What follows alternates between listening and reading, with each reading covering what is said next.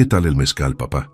Esa fue la pregunta que me hizo mi hijo Roberto por teléfono apenas 3 horas después de habérmelo regalado en mi cumpleaños, y mi respuesta lo dejó helado. No lo tomé yo, hijo. Se lo di a tu suegro. Le encantó. Mi propio hijo intentó matarme en mi cumpleaños.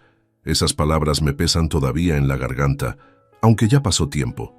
Me llamo Ernesto Ramírez, tengo 72 años y toda mi vida fui herrero aquí en León, Guanajuato. Con estas manos forjé puertas, barandales y estructuras que todavía siguen en pie. Pero nada de lo que hice en la fragua me preparó para el golpe que recibí ese día. Un golpe que no vino de un extraño, sino de mi propio hijo. Recuerdo esa mañana con claridad. Me levanté temprano, como siempre, aunque ya estoy jubilado. Me puse mi camisa limpia, esa azul que guardo para ocasiones especiales, y preparé café de olla. Era mi cumpleaños y esperaba a mis hijos. Desde la muerte de su madre, hace ya más de 10 años, traté de mantener la familia unida. Nunca me faltaron las ganas de verlos juntos alrededor de la mesa, como cuando eran niños. El primero en llegar fue Roberto, mi hijo mayor. Lo vi entrar con una sonrisa forzada, con esa forma de caminar que tiene cuando quiere aparentar seguridad. En las manos traía una botella de mezcal artesanal, bien presentada en una caja de madera. Yo pensé, qué buen detalle, nunca había traído algo así. Pero lo que vino después me hizo sospechar desde el inicio. Apenas me la entregó, empezó a insistir demasiado. «Ándale, papá, destápala de una vez. Hay que brindar», me dijo. «Aguántate tantito, Roberto, vamos a esperar a tus hermanos», respondí. Pero él insistía. Cada 2 minutos me preguntaba si ya había servido el mezcal, si no tenía curiosidad de probarlo. Yo trataba de seguir la plática normal, pero notaba su mirada fija en mí, como esperando algo. Mientras me servía un café, se acomodó en la mesa y empezó a hacer preguntas raras. «Oiga, jefe, ¿y ya pensó qué va a hacer con la casa?» «¿Qué voy a hacer? Aquí vivo y aquí me voy a morir».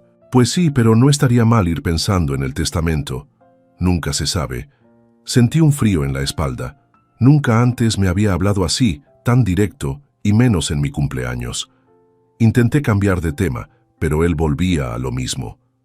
Yo lo miraba y recordaba al niño, que corría en la herrería jugando con los fierros, que le parecía que eran espadas. Ese niño que me pedía dinero para dulces. Ahora lo tenía frente a mí, con un brillo raro en los ojos, preguntando por mis ahorros, como si mi vida ya estuviera contada. Para no hacer el momento incómodo, abrí la botella y serví un poco en un vaso pequeño solo para probar. El aroma era fuerte, pero no distinto a otros mezcales que había tomado. Me lo llevé a la boca, apenas un sorbo, y él me miraba con una ansiedad que me heló el alma. «¿Y qué tal? ¿Le gustó?», preguntó. «De inmediato». «Está bueno», contesté, aunque en el fondo sentí que algo no estaba bien. De pronto llegó don Hilario, el papá de Claudia, la novia de Roberto. Siempre fue un hombre de carácter fuerte, ranchero de toda la vida. Yo, por educación, le ofrecí un trago del mezcal. Él aceptó con gusto. Serví otro vaso y se lo pasó de un jalón. En ese instante vi cómo la cara de Roberto se descompuso. Se puso pálido, los labios le temblaban y me dijo con voz entrecortada: «No, papá». «¿Por qué le dio a él?». No entendí su reacción. Traté de seguir normal, pero algo dentro de mí se activó. Ese miedo que mostró no era normal. El silencio se hizo incómodo. Claudia trató de cambiar de tema con una risa fingida, pero Roberto no podía dejar de mirar el vaso vacío de don Hilario. Yo observaba todo, guardando la calma, pero por dentro mi corazón latía con fuerza. Pensé, ¿qué diablos tiene esta botella? ¿Por qué se puso así mi hijo? Quise no adelantarme, no juzgar sin pruebas, pero esa mirada de terror me confirmó que algo escondía. Las horas pasaron y tratamos de seguir la reunión como si nada. Comimos, partimos un pastel sencillo que había traído Laura, mi hija menor, y platicamos de cosas de familia. Pero yo no podía sacarme de la cabeza lo que vi en Roberto. Era como si hubiera cometido un error enorme y estuviera esperando que no se notara. Después de la comida, Roberto se fue con Claudia y su suegro. Yo pensé que todo quedaría ahí, aunque la sospecha ya se había sembrado en mi pecho. Esa noche, cuando me acosté, no podía dormir. Daba vueltas en la cama pensando en la botella de mezcal. Había algo más, algo oscuro que todavía no alcanzaba a entender. Lo que no sabía era que esa botella no había llegado a mi mesa como un regalo, sino como un arma silenciosa, un arma pensada para acabar conmigo el día de mi cumpleaños, y que por un descuido terminó en las manos equivocadas. Ese descuido fue lo que me salvó la vida y lo que destapó la verdadera cara de mi hijo mayor. Mi vida no fue fácil. Cuando me casé con Elena, mi difunta esposa, no teníamos más que un cuarto prestado y un colchón viejo. Ella me acompañó. En los tiempos más duros, cuando a veces no alcanzaba ni para la carne y solo comíamos frijoles y tortillas. Me alentaba diciéndome: lo importante es que tenemos salud y que nuestros hijos crecerán con un techo. Y así fue. Con el tiempo, pudimos mudarnos a esta casa, la misma en la que sigo viviendo. Una casa modesta, pero hecha con mis propias manos, ladrillo a ladrillo, fierro a fierro. Con Elena tuve 3 hijos: Roberto, el mayor, Laura, mi hija menor, y Daniel, el de en medio, cada uno con su carácter. Roberto siempre fue el más ambicioso, Laura la más cariñosa y Daniel el más reservado. Desde pequeños noté las diferencias. A Roberto le gustaba presumir, tener cosas nuevas. Si yo le compraba unos zapatos, él quería los más caros, aunque no pudiéramos pagarlos. Con el tiempo pensé que maduraría, pero esa ambición nunca lo abandonó. Cuando Elena murió de un infarto, hace ya más de 10 años, la familia se resquebrajó. Yo quedé con el corazón hecho pedazos y con la tarea de mantener unidos a mis hijos. Intenté ser padre y madre a la vez, aunque no soy hombre de muchas palabras. Trabajaba largas horas en la herrería, pero siempre buscaba regresar a casa para cenar con ellos. No quería que se sintieran solos. De todos, Roberto fue el que más se alejó. Terminó la preparatoria de mala gana y empezó a meterse en negocios raros. Nunca me daba cuentas claras de en qué gastaba el dinero, pero siempre pedía más. Yo le ayudaba cuando podía, aunque sabía que el dinero se iba en deudas y lujos que no necesitaba. A veces discutíamos, pero al final lo seguía apoyando porque, al fin y al cabo, era mi hijo. Con los años, Laura y Daniel hicieron su vida. Laura se casó y tiene 2 hijos pequeños, pero sigue muy pendiente de mí. Daniel trabaja en una empresa de transportes y siempre me visita los fines de semana. Ellos, a pesar de sus ocupaciones, nunca me dejaron solo. Roberto, en cambio, venía solo cuando necesitaba algo. Ese contraste fue el que más me dolió. Yo, que me partí el lomo toda la vida, esperaba que mis hijos valoraran el sacrificio. No les di lujos, pero les di educación, techo y comida. Nunca les faltó ropa limpia ni un plato en la mesa. Sin embargo, en mi cumpleaños número 72, cuando vi a Roberto insistiendo con la botella de mezcal, sentí que todos esos años de esfuerzo se habían convertido en nada frente a la codicia. Yo siempre soñé con que mis cumpleaños fueran momentos de unión, que mis hijos se sentaran a la mesa, que riéramos, que recordáramos a su madre con cariño. Ese día comimos pastel, sí, y cantamos las mañanitas, pero debajo de todo había un veneno peor que el del mezcal: la traición. Lo más duro no fue descubrir la botella, fue darme cuenta de que el hijo al que más ayudé, el que más veces saqué de apuros, era el mismo que quería verme bajo tierra. Cuando era joven, Roberto llegó a la herrería llorando porque debía dinero a un prestamista. Yo vendí mis herramientas nuevas para salvarlo. Cuando su primer matrimonio fracasó, lo recibí en mi casa sin cobrarle un peso. Cuando lo corrieron de un trabajo, lo recomendé con un cliente y lo sostuve hasta que se levantó. Siempre pensé que algún día él me agradecería todo eso. Nunca imaginé que me pagaría con un intento de asesinato. La vida de un herrero es dura, pero clara. Uno sabe que si trabaja, come. Si descansa demasiado, se queda sin nada. Con los hijos debería ser igual. Si uno les da amor y cuidado, espera que lo devuelvan con respeto. Pero en mi caso, la ecuación se rompió. Roberto decidió que su ambición valía más que mi vida. Ese día, al verlo con la botella, Insistiendo una y otra vez en que bebiera, recordé todas esas veces en que su madre me decía: «Ten paciencia, con él va a cambiar». Y me dolió aceptar que nunca cambió, que en vez de mejorar se volvió más frío, más calculador. Y lo peor es que esa frialdad estaba a punto de cobrarse lo único que me quedaba: mi vida. Por eso digo con toda claridad quién soy y qué he vivido, porque no quiero que nadie piense que hablo desde el rencor sin fundamentos. Soy Ernesto Ramírez, un herrero jubilado que dedicó más de medio siglo al trabajo honrado. Un hombre que crió a sus hijos con el sudor de su frente, que nunca robó ni se dobló ante nadie. Y sin embargo fui traicionado en mi propia casa, en el día que debía ser de alegría, por el mismo hijo al que más ayudé. Aquel día, mientras yo trataba de mantener el ambiente de cumpleaños, Roberto me lanzó la primera estocada disfrazada de broma. Estábamos en la sala. Yo había puesto música de tríos, de esas viejas que me gustan porque me recuerdan a tú, madre, y serví en la mesa unas botanitas sencillas: queso, chicharrón, aguacate y tortillas recién hechas. Mientras yo acomodaba los platos, Roberto me miró con fastidio y dijo en voz alta: «Ya, papá, no seas terco viejo, deja de hacerte el interesante y tómate el mezcal de una vez». Sentí como si me hubiera escupido en la cara. No era una broma. Ligera. El tono fue agresivo, hiriente. No había cariño en sus palabras, solo desesperación. Claudia, que estaba junto a él, se rió con ironía y agregó: «Sí, don Ernesto, ojalá aguante otro añito más, ¿verdad? Para que podamos volver a brindar en su próximo cumpleaños». No sé si lo dijo en serio o en broma, pero me dolió igual. Esa frase sonaba a burla, como si estuvieran apostando cuánto me quedaba de vida. Laura, que acababa de llegar, volteó, con cara de incomodidad, pero guardó silencio para no armar pleito. Daniel todavía no estaba ahí, y yo me quedé mudo tragándome la rabia. No dije nada en ese momento porque no quería arruinar la reunión, pero dentro de mí algo se rompió. Yo siempre soporté muchas cosas de Roberto, pero esa falta de respeto, delante de su novia y de su suegro, fue demasiado. Era mi cumpleaños, mi casa, y aún así me trataba como si fuera un estorbo.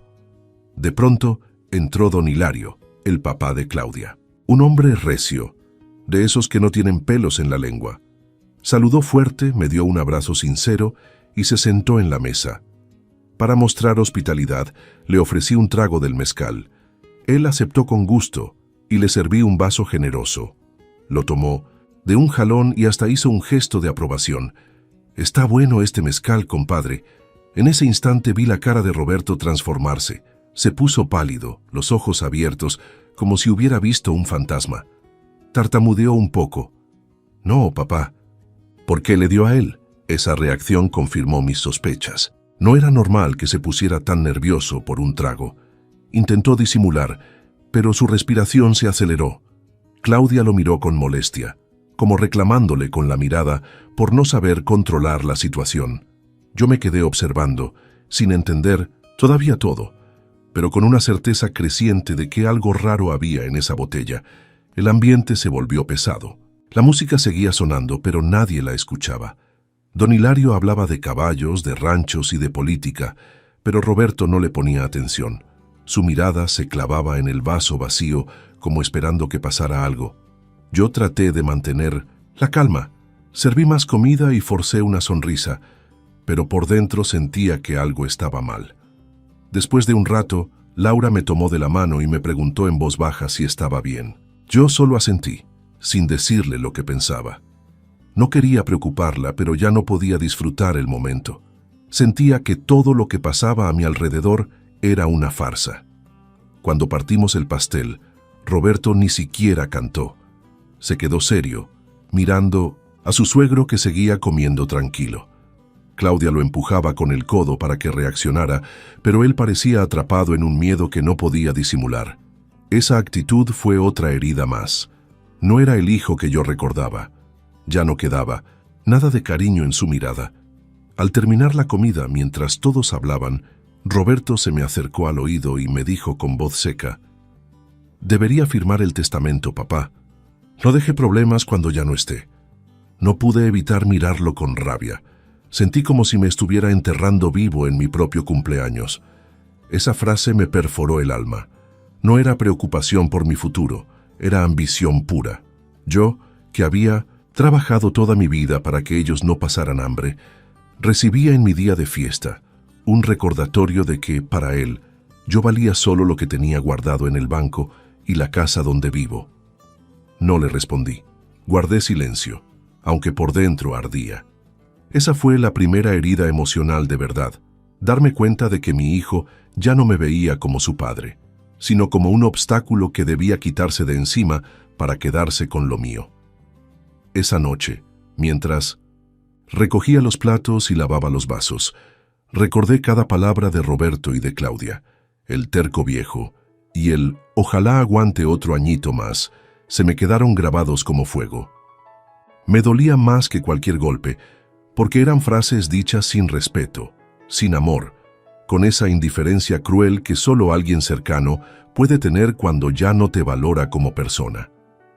Las horas pasaron después de la comida y el pastel. Yo trataba de seguir normal, platicando con Laura y don Hilario, pero no podía quitar de mi mente la cara pálida de Roberto cuando su suegro tomó aquel mezcal. Algo no encajaba, y mi instinto, ese que nunca me falló en la herrería, me decía que detrás de todo había una trampa. Ya entrada la tarde, Roberto y Claudia se despidieron rápido. Apenas se fueron, sentí un alivio raro, como si la tensión hubiera salido con ellos, pero la sospecha seguía ahí, punzándome. Esa noche no dormí bien. Me quedé dando vueltas en la cama, escuchando los ruidos de la casa y pensando en la botella que estaba en la cocina. Al día siguiente, mientras tomaba café, el teléfono sonó. Era Roberto. Contesté y su voz sonaba distinta, casi desesperada. «Papá, necesito preguntarle algo. ¿Cuánto bebió don Hilario anoche?» Esa pregunta me dejó helado. No preguntó si yo había tomado, ni cómo me sentía. Lo único que quería saber era cuánto había tomado su suegro. En ese momento la verdad me golpeó como martillo. La botella no era un regalo, era un veneno. Mi corazón empezó a latir con fuerza. No lo pensé 2 veces y me fui directo a su casa. Al llegar lo encontré con Claudia y el doctor Salgado, un médico amigo suyo que ya conocía de vista. Apenas entré, la tensión se cortaba con cuchillo. «¿Qué hiciste, Roberto?», le grité, en cuanto cerré la puerta. Él trató de calmarme, pero no pudo ocultar su nerviosismo. «No haga un escándalo, papá. No es lo que piensa». «Claro que es lo que pienso. Esa botella estaba envenenada, ¿verdad?». Claudia intentó intervenir, poniéndose de pie con los brazos cruzados. «Don Ernesto, no exagere. Usted ya está grande y no entiende las cosas». Roberto solo quería ayudarlo a descansar. Sus palabras me dieron un vuelco en el estómago. Ayudarme a descansar. Era una manera fría de decir que querían matarme. El doctor Salgado, con cara seria, confirmó lo que yo temía. El mezcal tenía pentobarbital. Es un sedante fuerte. En la dosis adecuada parece una muerte por exceso de alcohol. Nadie sospecha. Yo lo miré con rabia y no pude contenerme. Di un golpe con el puño sobre la mesa que hizo temblar los vasos. Así que mi propio hijo planeaba asesinarme en mi cumpleaños. Roberto levantó la voz nervioso. «Cálmese.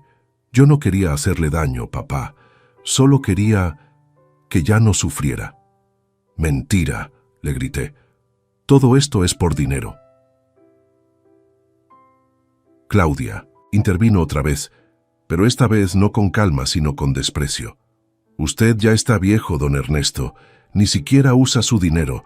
Roberto tiene deudas y necesita salir adelante. ¿Qué sentido tiene que siga guardando todo eso?». Esa frase me ardió como hierro candente. No era solo Roberto. Claudia también estaba detrás, empujando el plan como si mi vida fuera un estorbo. La discusión subió de tono. Roberto me llamó obstinado y egoísta. Me dijo que yo no entendía, que en el mundo real la gente joven necesitaba los recursos y que yo ya había vivido demasiado. Claudia lo apoyaba diciendo que era natural que los padres heredaran antes de morir, que no tenía sentido prolongar lo inevitable. Yo sentía que me arrancaban la dignidad pedazo a pedazo. No eran palabras al aire. Eran cuchilladas directas de mi propio hijo y de la mujer que decía amarlo. El doctor, al ver que todo se desbordaba, intentó suavizar la situación. Don Ernesto, no me malinterprete. Yo solo di el medicamento. No, fue mi idea, pero su voz temblaba. Yo sabía que estaba igual de embarrado que ellos. No aguanté más. Me acerqué a Roberto y le di un golpe en la cara, un manotazo cargado de rabia y dolor. Él retrocedió sorprendido, se tocó la mejilla y me miró con odio. «Ya no eres mi hijo», le dije con los dientes apretados. «Eres un criminal». El silencio se hizo pesado. Claudia trató de sujetarlo, pero él se soltó, gritando que yo no entendía nada, que él solo buscaba salvarse de las deudas. Ahí lo dijo todo. Era por dinero, por su ambición y su desesperación. Ese momento fue el quiebre. Ya no era un padre discutiendo con su hijo, era una víctima enfrentando a sus verdugos, y aunque el dolor me estaba matando por dentro, supe que no podía quedarme callado. Tenía que hacer algo para defender mi vida. Salí de esa casa con la cabeza en alto pero con el corazón hecho pedazos. Afuera, en la calle, respiré hondo y tomé una decisión. No iba a dejar que me enterraran vivo. Después de salir de aquella casa, con la sangre hirviendo y las palabras de Roberto retumbando en mi cabeza, supe que ya nada volvería a ser igual. No era solo una pelea familiar, era un intento de asesinato. Y lo peor, planeado por mi propio hijo, el mismo al que más ayudé en su vida. Caminé varias cuadras con el corazón acelerado, tratando de calmarme, pero cada recuerdo me clavaba más la rabia. Al día siguiente, tomé una decisión. No podía quedarme de brazos cruzados. Fui directo a casa de Roberto para enfrentarlo, cara a cara, ya no con dudas ni con miedo, sino con la certeza de que tenía que escuchar de su propia boca por qué había querido matarme. Llegué temprano, toqué fuerte la puerta y entré sin esperar invitación. Roberto estaba en la sala con Claudia a un lado. Apenas me vio, su rostro cambió. Ya no intentó disimular. Me miró con odio y dijo en voz alta: «Deberías agradecerme. Viejo, quería que descansaras. Tu vida ya no vale nada». Esa frase me atravesó el pecho. Sentí que el aire se me iba. Claudia lo apoyó cruzada de brazos, como si estuviera de acuerdo con cada palabra. Fue entonces cuando supe que lo que me dolía no era solo el plan, sino la frialdad con la que podían decirlo frente a mí, sin remordimiento. Me acerqué a Roberto y lo tomé de la camisa. «¿Cómo puedes hablar así? Yo te di todo. Te levanté. Cuando no tenías nada, te abrí las puertas de mi casa, y ahora me pagas intentando matarme». Él me empujó y gritó: «Basta ya. Yo no te pedí que me ayudaras. Yo necesito el dinero, ¿entiendes? Estoy hasta el cuello de deudas y no pienso perderlo todo por un viejo terco que no sabe cuándo dejar este mundo». Su confesión fue clara. No había amor, no había preocupación por mí, solo había ambición. Claudia, nerviosa, intervino y dijo algo que me heló aún más. «Ya no hay vuelta atrás, don Ernesto. Roberto tiene todo planeado. Usted iba a morir esa noche y nadie iba a sospechar». En ese momento la rabia me cegó. Le solté un golpe en la cara a Roberto. Fue un manotazo fuerte, lleno de dolor acumulado. Él retrocedió tambaleando, sorprendido, y me miró con los ojos encendidos de furia. Claudia gritó y trató de separarnos, pero yo no me detuve. Le grité frente a frente: «Ya no eres mi hijo, eres un traidor y un asesino». El silencio que quedó fue pesado. El doctor Salgado salió de una habitación contigua, seguramente escuchando todo. Yo lo encaré también. «¿Y usted, doctor? ¿Qué clase de médico se presta para asesinar a un hombre con veneno?». El doctor, nervioso, bajó la mirada y balbuceó: «Yo solo proporcioné la sustancia. No pensé que fuera a llegar tan lejos». «Claro que lo pensó», respondí. Sabían perfectamente lo que estaban haciendo. Roberto, con la cara enrojecida, me gritó que no me atreviera a denunciarlo. «Si lo haces, papá, me voy a encargar de que todos piensen que estás loco». «Nadie te va a creer». Yo no me dejé intimidar. Saqué mi celular del bolsillo y lo levanté frente a ellos. «Ya es tarde. Todo lo que dijiste está grabado. Cada palabra, cada amenaza, cada confesión. Ese fue el momento exacto en que la mesa se volteó. Roberto se quedó helado, Claudia abrió los ojos como platos y el doctor Salgado dio un paso atrás. El as bajo la manga estaba en mis manos, la grabación de su confesión. Lo había activado desde la última vez que nos vimos, cuando noté que algo no estaba bien. Roberto intentó arrebatarme el celular, pero me moví rápido y lo guardé en el bolsillo interior de mi chamarra. Si me tocas, estas grabaciones estarán mañana mismo en manos de la policía, le advertí. La rabia de Roberto se transformó en desesperación. Me gritó insultos, me llamó viejo testarudo y basura. Claudia lloraba, diciendo que todo se había salido de control. El doctor trataba de calmar la situación, pero nadie lo escuchaba. Ese día quedó marcada la línea que separó todo. Yo ya no veía a Roberto como mi hijo, sino como mi enemigo. No era sangre, era un hombre cegado por la avaricia, capaz de matar por dinero. Y él, al verse descubierto, perdió la máscara por completo.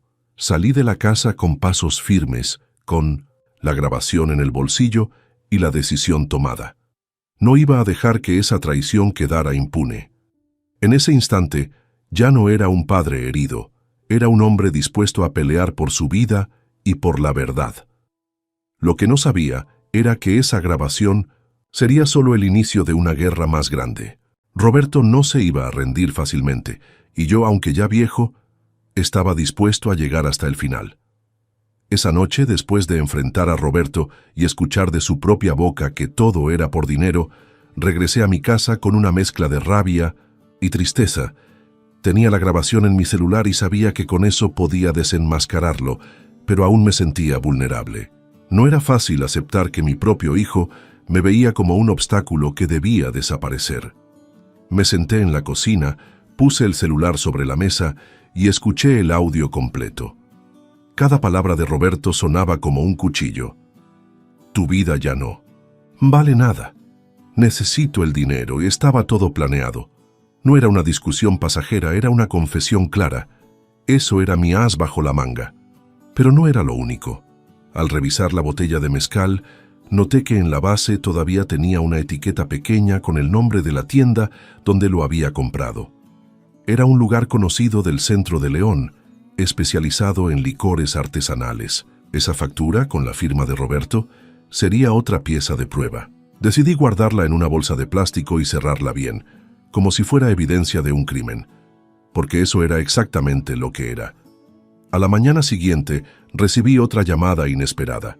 Era Claudia. Su voz sonaba temblorosa, como si hubiera estado llorando. Don Ernesto, yo no quería que esto pasara así. Roberto está desesperado, tiene deudas con gente peligrosa. No sabe lo que hace. Yo guardé silencio unos segundos antes de contestar. No me interesa, Claudia.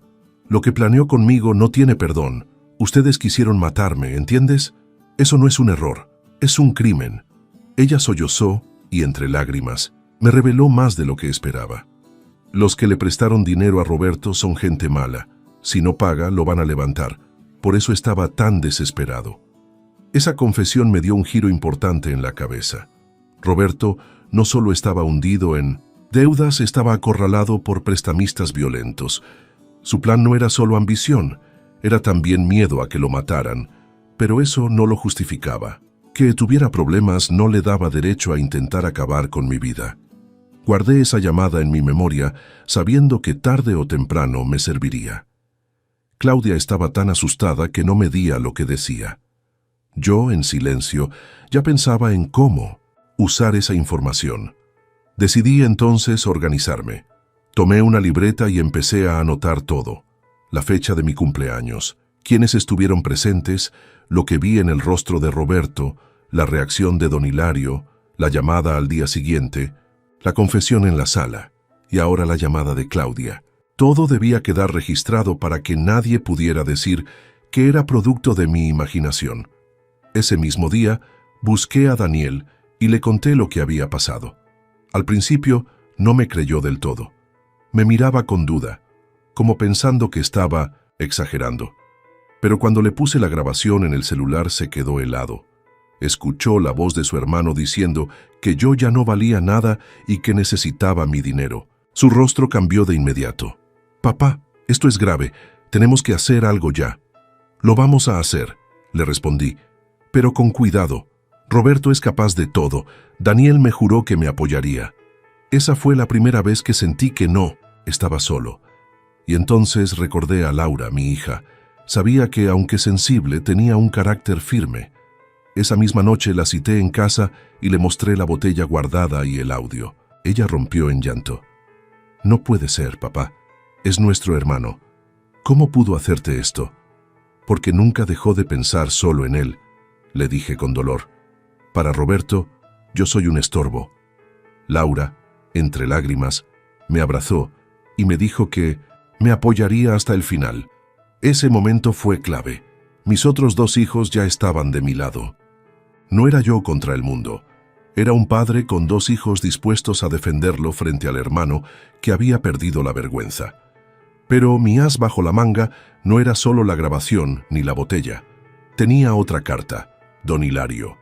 Su intoxicación accidental lo convertía en un testigo viviente del veneno.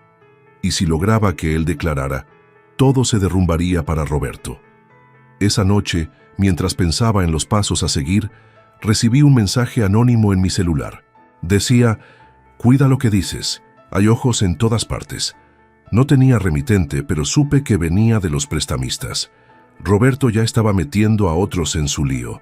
No me dejé intimidar. Guardé el mensaje y lo añadí a la libreta con todo lo demás. Ese cuaderno se estaba convirtiendo en mi arma más poderosa.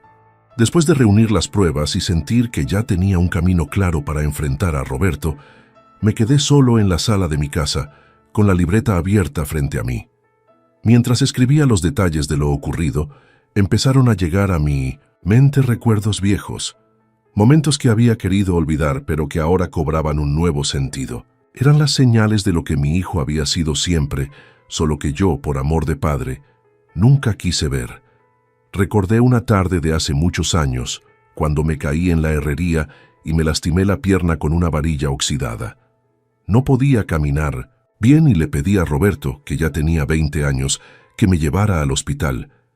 Él estaba viendo televisión y apenas me miró. «Anda tú solo, papá. Yo tengo cosas más importantes que hacer». Esas palabras me dolieron, pero pensé que era un muchacho inmaduro, que con el tiempo cambiaría. Al final, Daniel fue quien me llevó en su bicicleta hasta la clínica. Otro recuerdo que me atravesó fue una Navidad. Había preparado todo: cena sencilla, ponche y un regalo para cada uno de mis hijos. Esperé a Roberto toda la noche, pero nunca llegó. Al día siguiente me enteré de que se había ido de fiesta con unos amigos y ni siquiera llamó para avisar. Elena, mi difunta esposa, lloró esa noche. Yo traté de consolarla diciendo que era joven, que no lo tomara a mal, pero en el fondo sabía que era un desprecio. También volvió a mi mente un episodio de su adolescencia. Tenía unos 15 años y un compañero suyo de la secundaria vino a la herrería a comprar unas piezas. Roberto estaba ahí y en lugar de sentirse orgulloso de su padre, me señaló con burla y dijo: «Mi jefe todo el día metido entre fierros, oliendo a humo», lo dijo con vergüenza, como si mi trabajo fuera motivo de risa. Yo me quedé callado, pero esas palabras me hirieron más que cualquier otra cosa.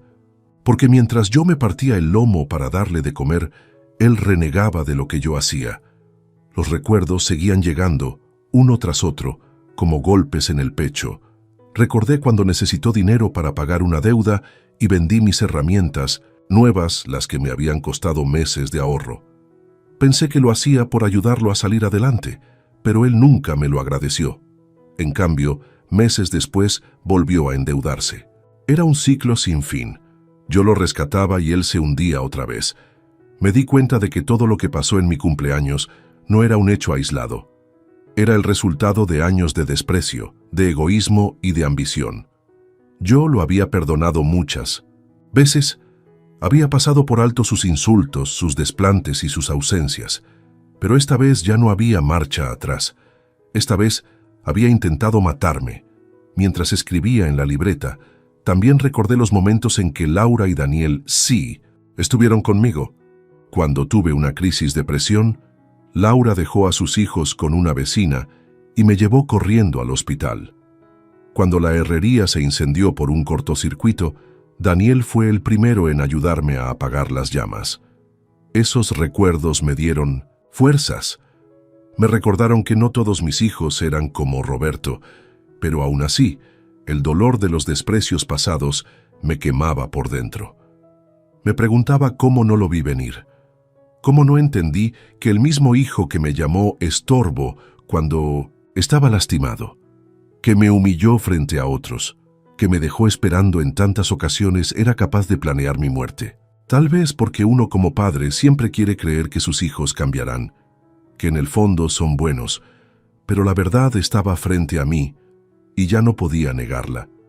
Esos recuerdos también sirvieron como combustible.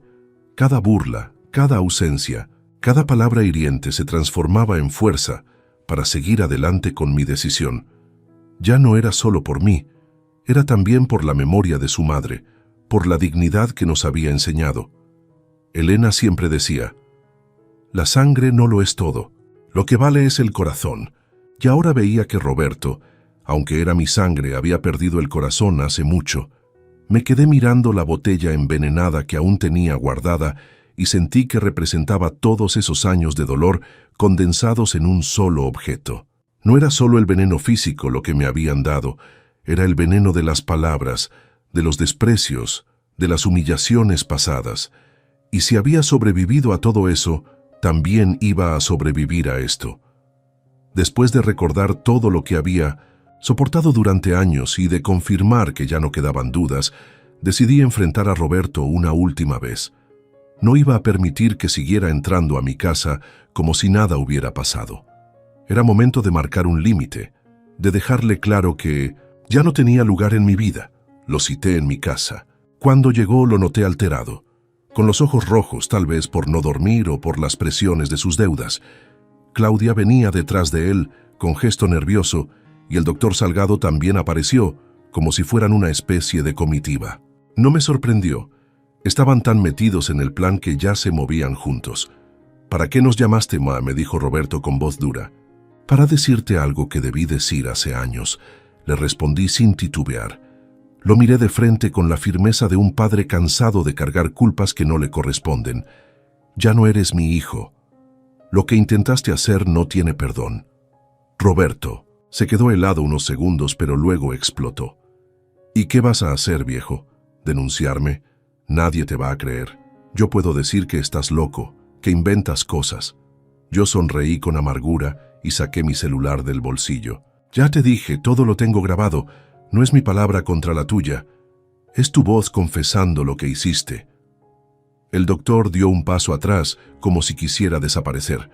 Claudia se cruzó de brazos, pero yo noté que sus manos temblaban. Entonces, solté lo que llevaba guardado en el pecho. No quiero volver a verte en esta casa. Estás muerto para mí. Roberto, furioso, se acercó como para golpearme, pero Claudia lo detuvo. «¡Ya basta, Roberto!», le gritó. «Estás hundiéndonos a todos». Él la empujó con fuerza y ella cayó en una silla. Esa escena me confirmó que no había límites en él, que su violencia podía volcarse contra cualquiera. El doctor, nervioso, trató de justificarse. Yo solo di la sustancia, don Ernesto. Pensé que sería algo médico. No sabía que terminaría así. No me digas mentiras, lo encaré. Sabías perfectamente que era para matarme. Roberto gritaba insultos, llamándome viejo obstinado, egoísta, ruina, pero yo ya no lo escuchaba. Estaba decidido. Lo señalé con el dedo y le dije, «Lárgate de mi vida. Esta es la última vez que cruzas esta puerta». El silencio se volvió pesado. Roberto me miró con odio, pero también con miedo. Sabía que ya no tenía poder sobre mí. Dio un manotazo a la mesa, volteó una silla y salió de la casa dando un portazo que hizo vibrar las ventanas. Claudia lo siguió, llorando, y el doctor salió detrás de ellos, cabizbajo. Cuando la puerta se cerró, sentí un vacío inmenso.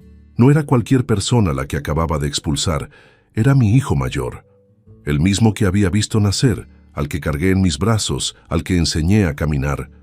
Pero esa imagen ya no existía. El hombre que había estado frente a mí no era ese niño, era un desconocido. Me senté en la sala con las manos temblorosas. Por un momento pensé que me había quedado completamente solo, pero entonces recordé a Laura y a Daniel, recordé sus abrazos y sus palabras de apoyo cuando les mostré las pruebas. Esa idea me sostuvo. No estaba tan solo como sentía en ese instante. Las horas pasaron lentas. Esa noche, mientras trataba de descansar, recibí una llamada anónima. Una voz gruesa me dijo: «Viejo, deja de meterte en lo que no te importa o lo vas a pagar caro». Colgaron de inmediato. Supe de inmediato que eran los prestamistas de Roberto. Eso confirmaba lo que Claudia me había dicho.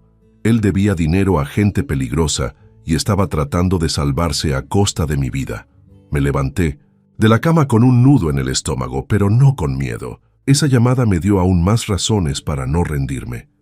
Ya no se trataba solo de mi seguridad, sino de dejar en claro que no podían pisotearme. A la mañana siguiente, mientras desayunaba, miré alrededor de la casa. Estaba en silencio, pero en ese silencio se sentía la ausencia definitiva de Roberto. Por primera vez, acepté que lo había perdido. No era mi hijo, era mi enemigo, y al expulsarlo también había dado el paso más difícil, cerrar la puerta a la traición. Pero la batalla no había terminado. Roberto no iba a quedarse tranquilo. Sabía que, en su desesperación, intentaría algo más, y yo debía estar preparado. Me serví un café, abrí la libreta donde tenía anotado todo y escribí con letras grandes: «Hoy murió mi hijo como familia. Desde ahora es mi enemigo». Después de expulsar a Roberto de mi casa, sentí un silencio raro. Era una paz momentánea, pero al mismo tiempo una soledad pesada. Ya no habría visitas inesperadas de él pidiendo dinero, ni su voz levantada exigiendo lo que no le correspondía. Pero también era aceptar que había perdido a un hijo. Ese vacío no se llena de un día para otro. Los días siguientes fueron de reflexión. Me levantaba temprano, como siempre, hacía café y me sentaba en la mesa con mi libreta. Escribía cada detalle de lo ocurrido, como si estuviera redactando un diario de guerra. Sabía que necesitaba tener todo documentado para cuando llegara el momento de enfrentarlo legalmente. Fue entonces cuando decidí hablar con Laura y Daniel con calma. Los cité en la casa y les conté lo que había pasado la noche que lo eché. Les puse la grabación otra vez. Les mostré la botella guardada en la bolsa de plástico y les enseñé la nota que había recibido de los prestamistas. Ellos escucharon atentos, sin interrumpir. «Papá, esto ya no es un asunto de familia», dijo Daniel con voz firme. «Esto es un crimen». Laura asentía con lágrimas en los ojos. «Tenemos que ir a la policía. No podemos dejar que Roberto siga libre después de lo que intentó». Yo los miré con orgullo y dolor. Orgullo porque estaban de mi lado y dolor porque hablábamos de su propio hermano, pero era la realidad. Esa misma tarde fuimos al hospital a visitar a don Hilario. Al entrar a la habitación, lo encontramos recostado, con un semblante débil, conectado a suero y con oxígeno. Apenas nos vio, trató de sonreír. Su voz era baja pero clara. «Ese mezcal me hizo daño, Ernesto. Sentí que me moría». Yo le apreté la mano y le dije la verdad. «No fue el mezcal, compadre. Fue tu yerno. Ese veneno era para mí». Don Hilario abrió los ojos sorprendido. Claudia, que estaba en la sala, se levantó de golpe, pero no dijo nada. Daniel la miró con rabia contenida, pero yo levanté la mano para que guardara calma. Ese testimonio era crucial. Si don Hilario estaba dispuesto a declarar lo que sintió y lo que recordaba, entonces la acusación contra Roberto sería mucho más fuerte. Laura tomó nota de todo, como si fuera una secretaria en un juicio. Al salir del hospital decidimos que el siguiente paso era preparar la denuncia formal. Pero antes necesitábamos un plan. Yo sabía que si íbamos directo a la comandancia, Roberto podía intentar manipular las cosas. Tenía conocidos, y en León no faltan las malas influencias. Así que nos organizamos. Daniel se encargaría de hablar con un amigo suyo en la policía, alguien de confianza que pudiera resguardar las pruebas. Laura, con su experiencia en contabilidad, revisaría los papeles y facturas que tenía de la compra del mezcal. Yo, por mi parte, mantendría las grabaciones y la libreta a salvo.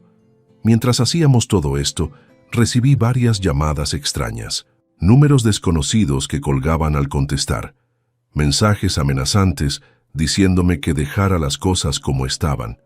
Yo sabía que venían de los prestamistas. Roberto ya no era solo un hijo traidor, ahora era un hombre desesperado con gente peligrosa detrás de él. Ese ambiente me obligó a adaptarme. Ya no era el herrero jubilado que solo esperaba sus cumpleaños rodeado de familia.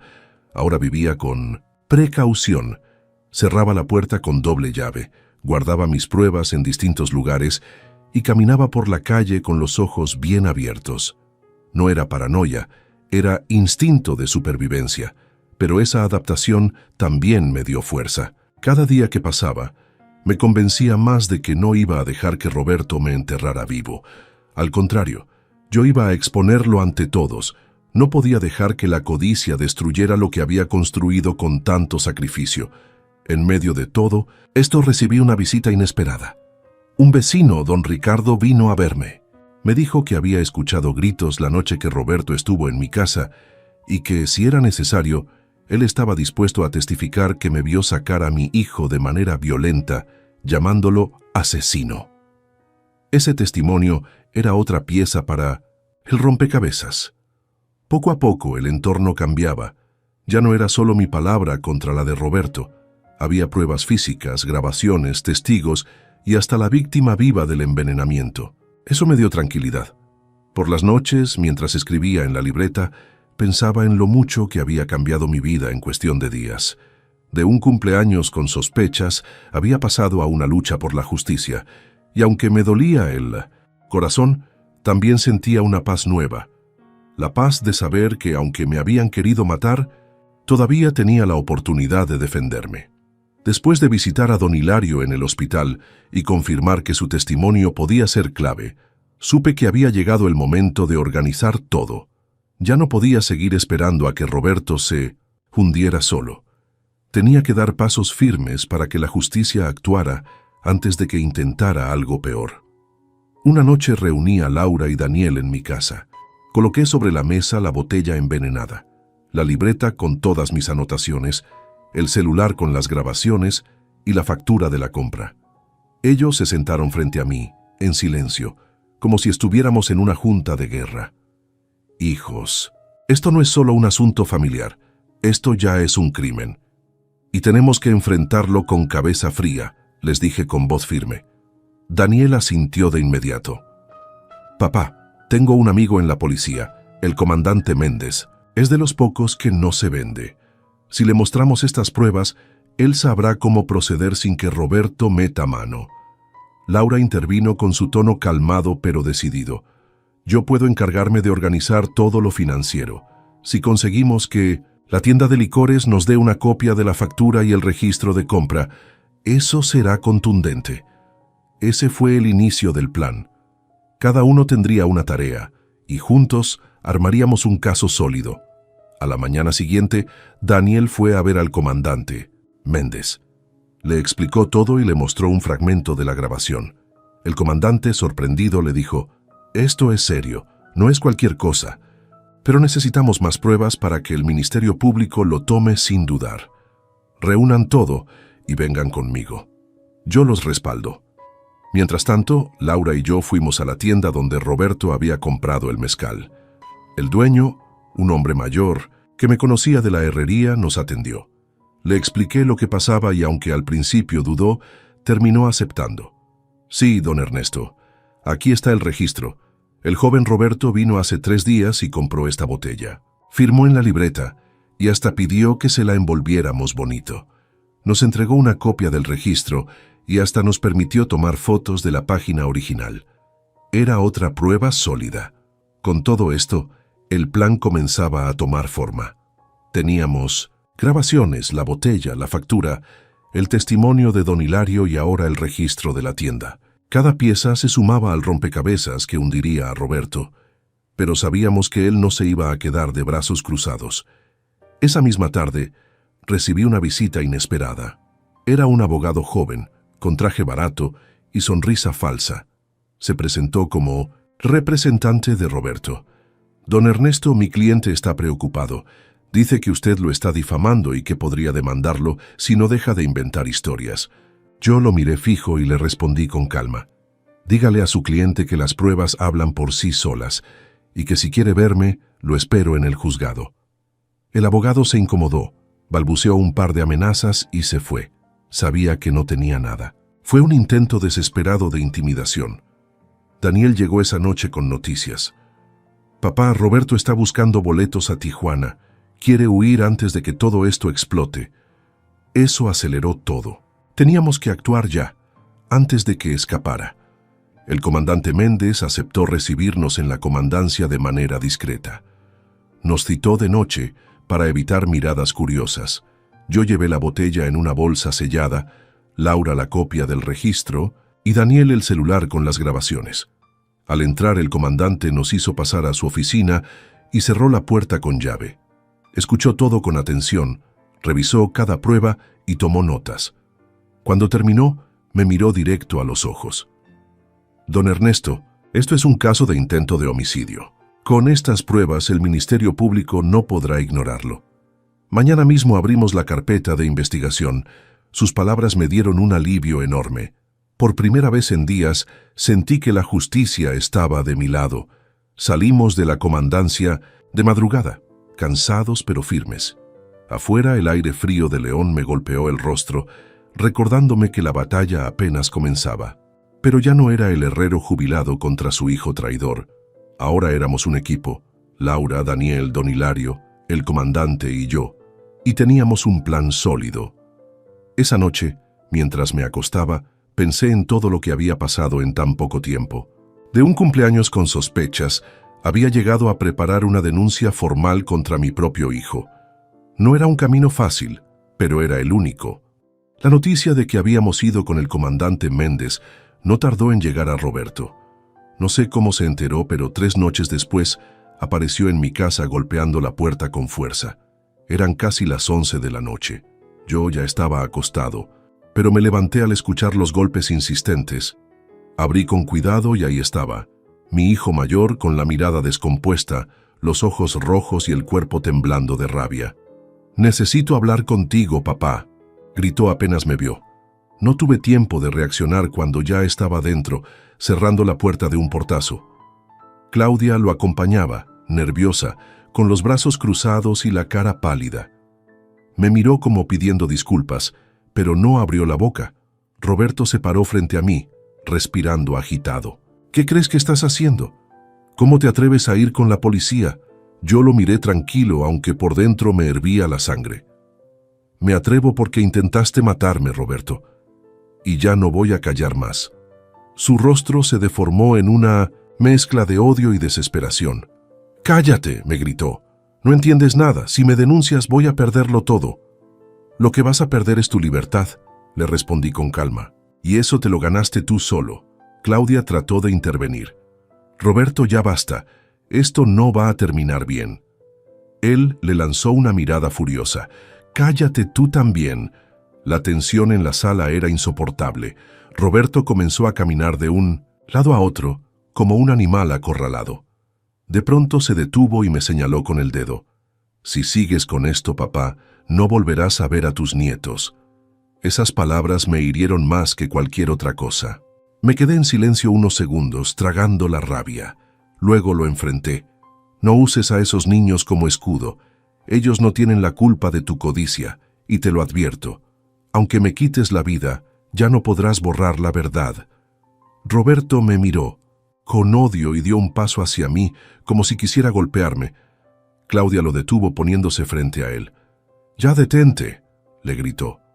«¿No entiendes que ya perdiste?» Su reacción me sorprendió. Claudia, la misma que antes me había dicho que ya estaba viejo, ahora parecía temerle más a Roberto que a mí. Era como si el plan que habían armado juntos se estuviera desmoronando frente a sus ojos. Yo aproveché ese momento para sacar mi celular del bolsillo y mostrárselo. «¿Ves este aparato? Aquí está tu voz, tus confesiones, tus amenazas. Y si me pasa algo, ya le dije a Daniel y a Laura dónde están las copias». Roberto se quedó helado. Por un instante perdió la compostura y bajó la mirada, pero enseguida volvió a gritar: «No me vas a destruir, soy tu hijo». «Hijo no es el que intenta matar a su padre», le respondí con firmeza. «Hijo es el que respeta, el que agradece, y tú dejaste de serlo hace mucho». Ese fue el golpe más fuerte que pudo recibir. Se llevó las manos a la cabeza, desesperado, y comenzó a caminar en círculos. Claudia lloraba en silencio, sin atreverse a moverse. De pronto, Roberto lanzó un vaso contra la pared. El estruendo hizo eco en toda la casa. «No me vas a ganar, viejo», gritó. «Ya perdiste, Roberto», le dije mirándolo directo a los ojos. «Y lo sabes». Se quedó unos segundos mirándome, respirando como toro acorralado. Luego, sin decir más, salió de la casa dando un portazo tan fuerte que casi rompe la madera. Claudia se quedó atrás, me miró con lágrimas y apenas murmuró: «Perdóneme, don Ernesto, yo no pensé que llegaría tan lejos», no le respondí. Ella salió corriendo detrás de él y quedé otra vez en silencio, con los vidrios rotos en el suelo y el corazón latiendo fuerte. Esa noche no dormí. Me quedé sentado en la mesa, mirando el celular. Sabía que ese enfrentamiento había marcado un antes y un después. Roberto ya sabía que no me iba a callar, y yo ya había visto hasta dónde era capaz de llegar en su desesperación. Pero también entendí algo. Ya no tenía miedo. Lo que antes me hacía temblar, ahora me daba fuerza. Porque al ver a mi hijo gritando, amenazando y rompiendo cosas, me di cuenta de que estaba derrotado, no por mí, sino por sus propias decisiones. Después de aquel enfrentamiento en mi casa, yo sabía que Roberto no se iba a rendir. Lo conozco demasiado bien. Cuando se siente acorralado, se vuelve más peligroso. Y así fue. A los pocos días, comenzaron sus nuevas jugadas intentando salvarse a toda costa. La primera fue intentar manipular a Laura y a Daniel. Los buscó por separado. A Laura la llamó por teléfono fingiendo preocupación. «Hermana, papá está perdiendo la cabeza. Está inventando cosas de mí. Ya sabes cómo se pone a veces. No quiero que sufra, pero necesitamos internarlo en un lugar donde lo cuiden». Laura lo escuchó en silencio y luego le respondió con firmeza: «No, Roberto. Yo escuché tu voz en esa grabación. No intentes negarlo. Con Daniel fue diferente. Lo citó en un café y trató de intimidarlo. Si sigues apoyando a papá, te vas a meter en problemas. No sabes con quiénes estoy metido. Esta gente no perdona». Daniel, con la calma que siempre lo caracteriza, grabó toda la conversación en su celular. Me mostró el audio esa misma noche. Ahí estaba Roberto, admitiendo otra vez sus deudas con prestamistas y su desesperación por conseguir dinero rápido. Era más evidencia en su contra. El segundo movimiento de Roberto fue a través del doctor Salgado. Este hombre, temeroso de perder su licencia médica, comenzó a dar declaraciones ambiguas. Fue a hablar con un conocido suyo, otro médico del hospital, y le confesó que había proporcionado pentobarbital a Roberto. El colega, sorprendido, lo grabó y después entregó el audio a las autoridades. Sin darse cuenta, el doctor se hundió solo. Pero la jugada más descarada de Roberto fue enviar a un abogado barato a intimidarme. Un muchacho joven, con traje arrugado, se presentó en mi casa diciendo que venía en representación de mi hijo. «Don Ernesto, mi cliente está dispuesto a llegar a un acuerdo si usted retira sus acusaciones. Puede recibir una compensación económica y olvidar este malentendido». Yo lo miré a los ojos y le respondí sin titubear: «Dígale a su cliente que no se compra la vida de un padre. Esto no es un malentendido, es un crimen». El abogado salió nervioso, balbuceando amenazas legales que no tenían sentido. Yo sabía que eran solo patadas de ahogado. Mientras todo esto pasaba, recibía mensajes cada vez más agresivos en mi celular. «Viejo, cállate o acabarás peor. No te metas donde no te llaman». Eran los prestamistas, presionando porque Roberto les debía dinero. Yo guardaba cada mensaje y lo mostraba a Daniel y Laura. Teníamos claro que eran parte del caso. Un día, al salir de la tienda, sentí que alguien me seguía. Eran dos hombres en moto. Me observaron desde la esquina, pero no se acercaron. Yo no soy ingenuo. Era una advertencia. Al llegar a casa llamé al comandante Méndez y le conté lo ocurrido. «No se preocupe, don Ernesto», me dijo. «Vamos a reforzar la vigilancia. Usted no está solo». Esa llamada me dio tranquilidad. Por primera vez sentí que tenía respaldo oficial, no solo familiar. En medio de toda esta tormenta, Claudia comenzó a quebrarse. Una tarde me buscó sola, sin Roberto. Me confesó entre lágrimas que estaba cansada de las amenazas, de las deudas y de cargar con la culpa. «Don Ernesto, yo sí sabía lo del veneno, pero pensé que Roberto no se atrevería a dárselo. Nunca imaginé que usted lo descubriría. Yo no puedo más. Si me llaman a declarar, diré la verdad». Su confesión era otra daga en mi corazón, pero al mismo tiempo una pieza más para el rompecabezas. Mientras tanto, Roberto se hundía cada vez más. Los rumores corrían por León. Los vecinos murmuraban, los amigos se alejaban. Su propia arrogancia lo estaba dejando solo, pero eso no lo detenía, al contrario, lo hacía más agresivo. Una noche volvió a llamar a mi casa. Su voz era un grito desesperado al otro lado de la línea. «Si me hundes, me llevo a todos conmigo. Nadie va a salir. Limpio de esto». Yo no le respondí. Colgué y guardé el número. Ya no era un hijo hablándole a su padre. Era un delincuente amenazando como cualquier criminal. El conflicto que hasta entonces había quedado en la intimidad de nuestra familia empezó a salir a la luz. Ya no eran solo pruebas guardadas en mi celular o en mi libreta. Ahora todo comenzaba a hacerse público y con ello vinieron las primeras consecuencias para Roberto. La chispa la encendió un periódico local. Un reportero conocido de Daniel recibió información del hospital sobre la intoxicación de don Hilario. La nota apareció en la edición digital. Hombre mayor hospitalizado, tras beber mezcal adulterado en fiesta familiar. No mencionaba nombres, pero en León todos sabían de qué reunión se trataba. El rumor corrió rápido como pólvora. Al día siguiente, en la tienda de la esquina, escuché a dos vecinos hablar. Dicen que fue en la casa de don Ernesto. ¿Y quién llevó la botella? Pues el hijo mayor, el Roberto. La noticia había llegado a la calle, y con ella la mancha sobre el nombre de mi hijo. Pero lo que de verdad lo hundió fue un video.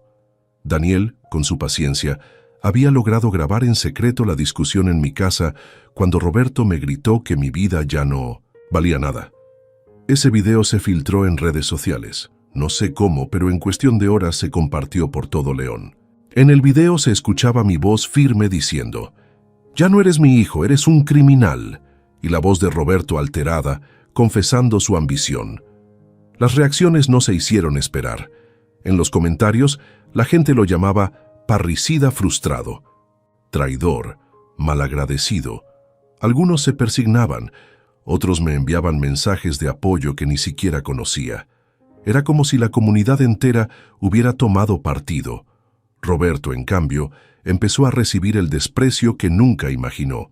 Un vecino me contó que lo habían visto caminar por la plaza y que varios lo señalaron con el dedo gritándole: «¡Asesino de tu propio padre!». Él reaccionó con furia, insultando y empujando a uno, pero al final se fue corriendo. Claudia, su novia, comenzó a sufrir también. Su familia la presionaba. Le decían que se alejara de él porque estaba arrastrando el apellido al lodo. En Minda, el trabajo ya la miraban con desconfianza. Lo que al inicio parecía un secreto de 4 paredes se había convertido en un escándalo social. Y como si todo esto no fuera suficiente, apareció otro golpe inesperado. Un canal de noticias locales tomó la historia y la transmitió en televisión abierta. Usaron fragmentos del video filtrado y entrevistaron a médicos sobre los efectos del pentobarbital. El reportero cerró la nota diciendo: «La investigación apunta a un intento de homicidio dentro de la propia familia». Esa exposición fue devastadora para Roberto, el hombre que siempre quiso aparentar éxito, que presumía de contactos y lujos que no tenía, ahora era visto como un villano. Yo, aunque dolido, empecé a sentir que la justicia estaba de mi lado. No era solo mi palabra, ahora eran los ojos de toda la ciudad puestos sobre él. Claro que también significaba un riesgo. Al verse acorralado públicamente, Roberto podía reaccionar con más violencia. Los prestamistas tampoco se quedaron callados. Al enterarse de que el caso ya estaba en boca de todos, comenzaron a presionarlo más fuerte. Un vecino me dijo que lo vio discutiendo con dos hombres en una camioneta, que casi se van a los golpes en plena calle. Roberto ya no podía ocultar su desesperación. Mientras tanto, don Hilario fue dado de alta, aunque con secuelas. Caminaba con dificultad y necesitaba terapias. Cuando lo entrevistaron brevemente en la salida del hospital, dijo con voz cansada: «Ese mezcal casi me mata. Si no fuera por Ernesto, no estaría aquí». Sus palabras, transmitidas en televisión, fueron la confirmación que faltaba. Las consecuencias también llegaron a la familia extendida. Hermanos, primos y conocidos empezaron a llamarme para darme apoyo. Algunos me decían que no podían creer lo que Roberto había hecho, otros me confesaban que ya habían notado su ambición desde hacía tiempo. Por primera vez en muchos años, sentí que la verdad me estaba liberando. Sí, era doloroso ver a mi hijo humillado públicamente, pero él mismo se lo había buscado. Yo ya no podía cargar con la culpa de protegerlo. Ahora el peso caía sobre él. Esa exposición pública fue el principio del fin. Roberto dejó de salir de día. Comenzó a esconderse y a moverse con cautela. Ya no era el hombre que caminaba con soberbia. Ahora era un fugitivo social, señalado y despreciado por todos. El día del juicio llegó. Desde temprano, la sala del tribunal estaba llena de curiosos, reporteros y familiares. La noticia del intento de envenenamiento ya era conocida en toda la ciudad, y muchos querían presenciar cómo se resolvería aquel caso que parecía sacado de una pesadilla. Yo me senté en la primera fila, con Laura y Daniel a mi lado, y sentí el peso de los años en mis hombros. Pero también sentí una fuerza nueva, la certeza de que había llegado la hora de la verdad. Roberto entró esposado, con la cabeza baja y la mirada perdida. Atrás de él venía Claudia, también detenida, y el doctor Salgado, con el rostro pálido como si hubiera envejecido 10 años en unas semanas.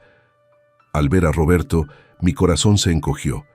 Era mi hijo, sí, pero ya no lo reconocía. Sus ojos no tenían amor ni arrepentimiento, solo rabia contenida. El fiscal tomó la palabra y comenzó a presentar las pruebas. Primero mostró la botella de mezcal adulterada, analizada por peritos, quienes confirmaron la presencia de pentobarbital. Luego reprodujo las grabaciones de mi celular, donde se escuchaba claramente a Roberto decir que mi vida ya no valía nada y que necesitaba el dinero de la herencia. El silencio en la sala era sepulcral. Cada palabra se clavaba como un martillo en la imagen de mi hijo. Después llamaron a declarar a don Hilario. Entró apoyado en un bastón, con paso lento pero firme. Al subir al estrado, su voz quebrada llenó el lugar. «Ese mezcal casi me mata. Sentí que me iba a dormir para no despertar nunca. Si don Ernesto no hubiera sospechado, yo estaría muerto». Su testimonio fue contundente. Nadie podía dudar de lo que decía un hombre que aún llevaba las secuelas en su propio cuerpo. Luego subió el doctor Salgado. Intentó excusarse diciendo que había sido manipulado por Roberto, que él solo entregó la sustancia, pero el fiscal lo acorraló con el audio en el que confesaba a su colega la verdad. Al final, se derrumbó y admitió que Roberto lo presionó. Cuando le tocó a Roberto hablar, su furia explotó. Gritó que todo era un complot, que yo lo había manipulado para dejarlo sin nada. Golpeó la mesa con los puños y me señaló desde el estrado. «Tú me destruiste, viejo. Toda mi vida me trataste como basura». Me levanté lentamente y le respondí con voz firme, sin levantar la voz. «Te di techo, comida, educación y hasta vendí mis herramientas para salvarte de tus deudas. Nunca te faltó nada. Pero tu ambición no tuvo límites. Tú te destruiste solo». La sala murmuró. Algunos movieron la cabeza con desaprobación hacia él. Otros me miraban con respeto. Roberto, fuera de sí, siguió gritando, pero los guardias tuvieron que sujetarlo. El fiscal cerró con fuerza su alegato. «Aquí no hablamos de un malentendido ni de un pleito familiar. Aquí hablamos de un intento claro de homicidio, con pruebas científicas, testigos y confesiones. Este hombre quiso envenenar a su propio padre por dinero. No merece compasión, merece justicia. El juez escuchó en silencio. Cuando llegó el momento de dictar sentencia, todos contuvimos la respiración. Roberto Ramírez es hallado culpable de intento de homicidio con premeditación y alevosía. Se le condena a 22 años de prisión. Claudia Hernández, cómplice, a 15 años. El doctor Salgado, por su participación, a 12 años y la pérdida de su licencia médica. El murmullo se volvió ensordecedor. Algunos aplaudieron, otros se quedaron boquiabiertos. Roberto comenzó a gritar como loco, insultando al juez, al fiscal y a mí. «Esto no se va a quedar así. Voy a salir y me las van a pagar todos». Yo lo miré a los ojos y le respondí, sin gritar, «Ya no eres mi hijo, eres un criminal». Esa frase lo derrumbó. Lo vi romperse en ese instante, como si hubiera perdido lo único que lo mantenía de pie. Claudia lloraba en silencio y el doctor se cubría el rostro con las manos. Los guardias se lo llevaron esposado mientras seguía lanzando amenazas vacías. Su grito retumbaba en la sala, pero ya nadie le creía. Su caída era completa, legal, moral y social. El hombre que quiso ser poderoso había terminado hundido frente a todos. Yo, en cambio, sentí un peso enorme levantarse de mis hombros. Sí, me dolía en lo más profundo haber visto a mi hijo reducido a eso, pero también sabía que la justicia se había cumplido. Cuando el juez terminó de leer la sentencia, sentí que el aire volvía a mis pulmones después de semanas de vivir con el corazón encogido. Roberto fue sacado de la sala entre gritos y amenazas, pero ya nadie lo escuchaba. Los policías lo llevaban esposado como a cualquier delincuente, y la gente lo señalaba con desprecio. Ese hijo que un día cargué en mis brazos, ahora salía rumbo a la cárcel, condenado por querer matar a su propio padre. Claudia también fue arrestada. Sus lágrimas no me conmovieron. Ella había estado ahí, apoyando el plan, y aunque quiso desmarcarse a última hora, la justicia la alcanzó. El doctor Salgado, hundido en su vergüenza, aceptó su condena sin decir palabra. La sala del tribunal fue el escenario de la caída de todos ellos. Yo me quedé sentado, con Laura y Daniel a mi lado. Sus manos sosteniendo la mía me recordaban que no estaba solo. Había perdido a un hijo, sí, pero la vida me dejaba claro que todavía tenía dos que estaban dispuestos a luchar conmigo. En los días siguientes, la noticia se regó por toda la ciudad. Hijo condenado por intentar envenenar a su padre herrero en León, así lo titulaban los periódicos. En la televisión repetían una y otra vez las imágenes de Roberto esposado y mis declaraciones en el estrado. La gente en la calle me paraba para darme ánimos. Algunos me abrazaban. Otros me decían que mi valentía había inspirado a muchos padres que sufrían abusos silenciosos de sus hijos. Pero lo más impactante fue lo que pasó un año después. En mi cumpleaños número 74, mi casa volvió a llenarse de vida. Laura llegó con sus hijos, Daniel trajo a su esposa y don Hilario, aunque con bastón y caminando despacio, también estuvo presente. Había sobrevivido al veneno y gracias a la indemnización que el juez ordenó, pudo pagar sus terapias. Al verlo sonreír, entendí que la justicia no solo me había salvado a mí, también a él. La mesa estaba llena de comida sencilla, música de tríos sonaba de fondo y los niños corrían por el patio. Yo miraba esa escena y pensaba en lo diferente que era de aquel cumpleaños 2 años atrás, cuando Roberto me entregó la botella envenenada. Aquella vez todo fue tensión, sospecha y dolor. Ahora era paz, risa y gratitud. En un momento de silencio, mientras todos cantaban las mañanitas, recordé las palabras que le dije en el juicio. Ya no eres mi hijo, eres un criminal. Y aunque esa frase había salido de mi boca con dolor, también había sido mi liberación.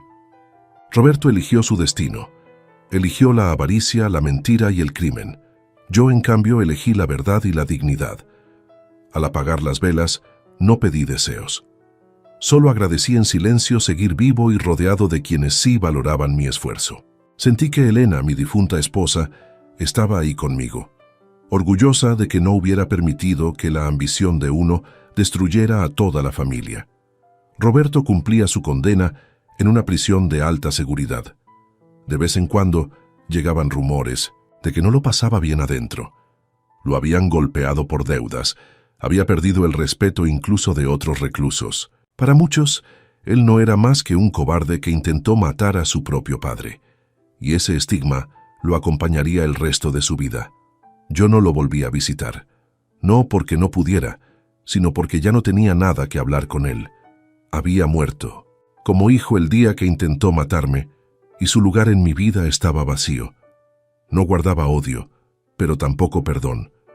Solo aceptaba la realidad. La justicia se cumplió en cada detalle. Roberto en la cárcel, Claudia pagando su condena, el doctor sin licencia y con años por delante tras las rejas, don Hilario recibiendo indemnización para sus terapias, y yo, con mi vida reconstruida, rodeado de quienes sí me querían. Esa noche, al terminar la fiesta, me quedé solo en la sala. Encendí una vela y miré alrededor. Ya no había sombras, de miedo ni silencios pesados. Todo estaba en calma.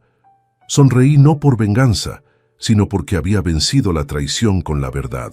Estamos una vez más por acá, huevón. Una noche más por acá, muchachos, con ustedes. Qué bueno verlos por acá. Aplausos. No lo merecemos, no lo merecemos. Después de un día tan berraco, huevón. Después de un día tan agitado. Aquí estamos. Invictos. Me gustó esto. ¿Cómo vamos, parceros? Buenas noches, háblamelo de Ledán. ¿Todo bien o qué? ¿Cómo estás, parcerito? Háblamelo, Pirlo. Pirlo 420 en la casa. ¿Cómo va, hermano? ¿Cómo va todo? ¿Cómo va todo, mi socio? ¿Qué es lo que es? ¿Cuál es la movida, parce? Papi, está lloviendo bien rico. Es la última... Yo creo que es la última lluvia de primavera, weón. No, bueno, lluvia de primavera. De hecho, principios de lluvia de primavera.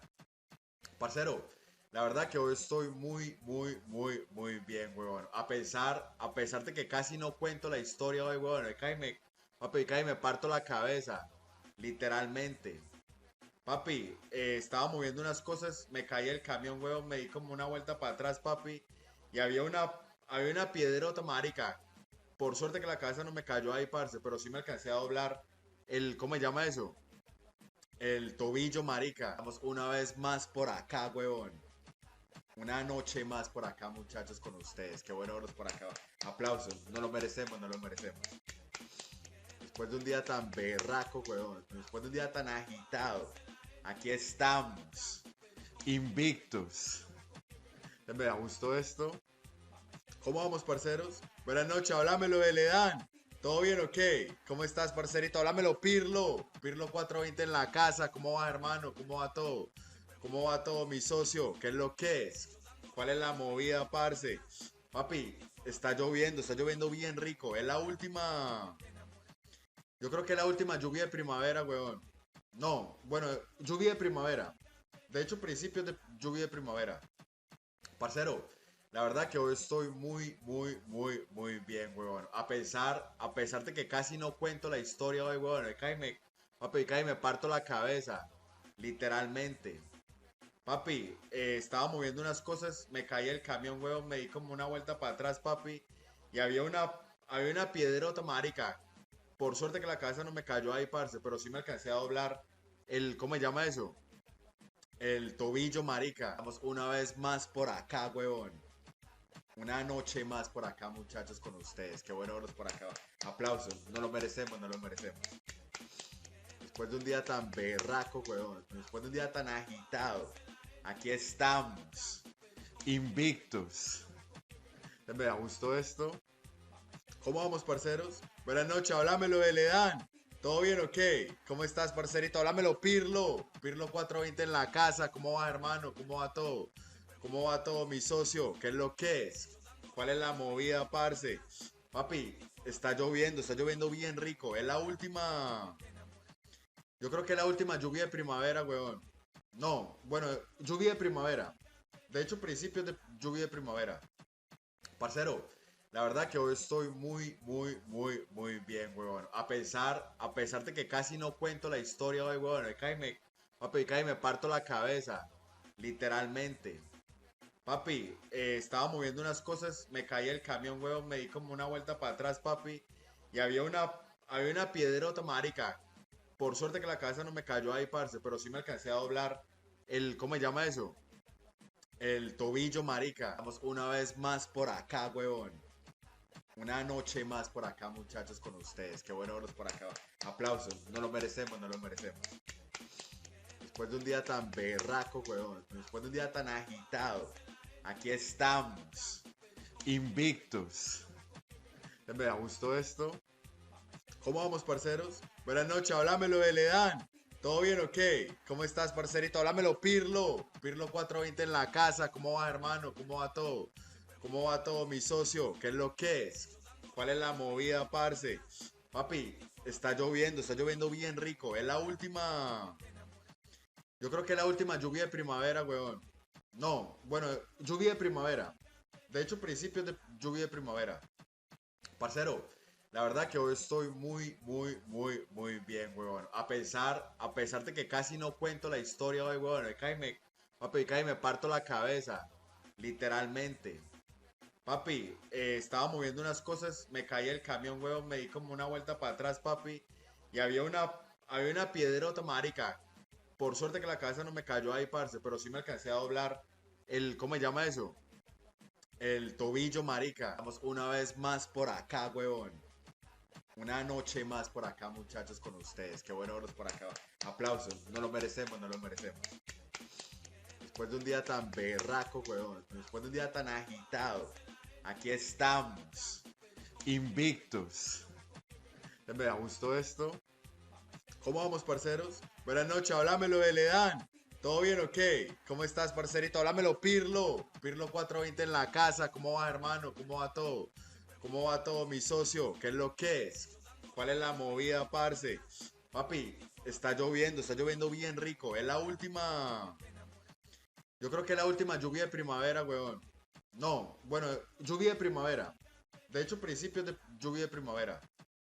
Parcero, la verdad que hoy estoy muy, muy, muy, muy bien, weón. A pesar de que casi no cuento la historia hoy, weón. Papi, cae me parto la cabeza. Literalmente.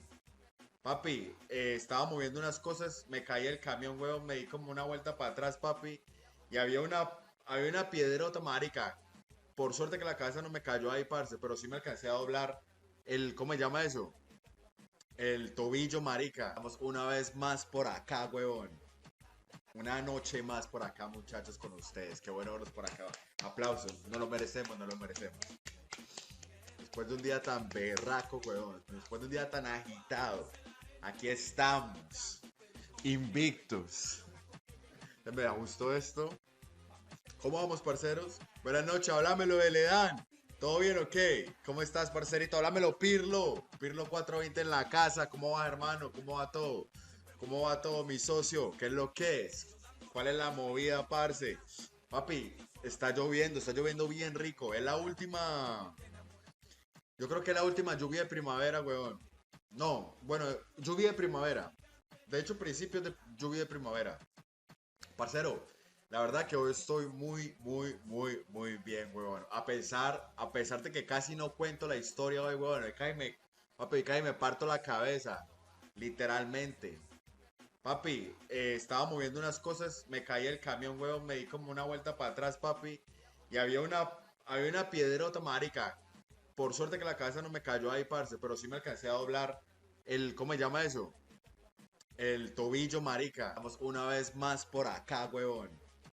Una noche más por acá, muchachos, con ustedes. Qué bueno verlos por acá. Aplausos. No lo merecemos, no lo merecemos. Después de un día tan berraco, huevón. Después de un día tan agitado. Aquí estamos. Invictos. Me gustó esto. ¿Cómo vamos, parceros? Buenas noches, háblamelo de Ledán. ¿Todo bien o qué? ¿Cómo estás, parcerito? Háblamelo, Pirlo. Pirlo 420 en la casa. ¿Cómo va, hermano? ¿Cómo va todo? ¿Cómo va todo, mi socio? ¿Qué es lo que es? ¿Cuál es la movida, parce? Papi, está lloviendo bien rico. Es la última. Yo creo que es la última lluvia de primavera, weón.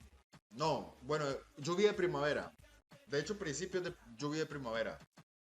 Parcero, La verdad que hoy estoy muy bien, huevón. A pesar de que casi no cuento la historia hoy, huevón. Papi, casi me parto la cabeza. Literalmente. Papi, estaba moviendo unas cosas, me caí el camión, huevón, me di como una vuelta para atrás, papi. Y había una piedrota, marica. Por suerte que la cabeza no me cayó ahí, parce, pero sí me alcancé a doblar ¿cómo se llama eso? El tobillo, marica. Estamos una vez más por acá, huevón. Una noche más por acá, muchachos, con ustedes. Qué bueno verlos por acá. Aplausos. No lo merecemos, no lo merecemos. Después de un día tan berraco, huevón. Después de un día tan agitado. Aquí estamos. Invictus. Me ajustó esto. ¿Cómo vamos, parceros? Buenas noches, háblamelo de Ledan. ¿Todo bien o qué? ¿Cómo estás, parcerito? Háblamelo, Pirlo. Pirlo 420 en la casa. ¿Cómo va, hermano? ¿Cómo va todo? ¿Cómo va todo, mi socio? ¿Qué es lo que es? ¿Cuál es la movida, parce? Papi, está lloviendo bien rico. Es la última. Yo creo que es la última lluvia de primavera, weón. No, bueno, lluvia de primavera. De hecho, principios de lluvia de primavera. Parcero, la verdad que hoy estoy muy bien, weón. A pesar de que casi no cuento la historia hoy, weón. Papi, casi me parto la cabeza. Literalmente. Papi, estaba moviendo unas cosas, me caí el camión, weón, me di como una vuelta para atrás, papi.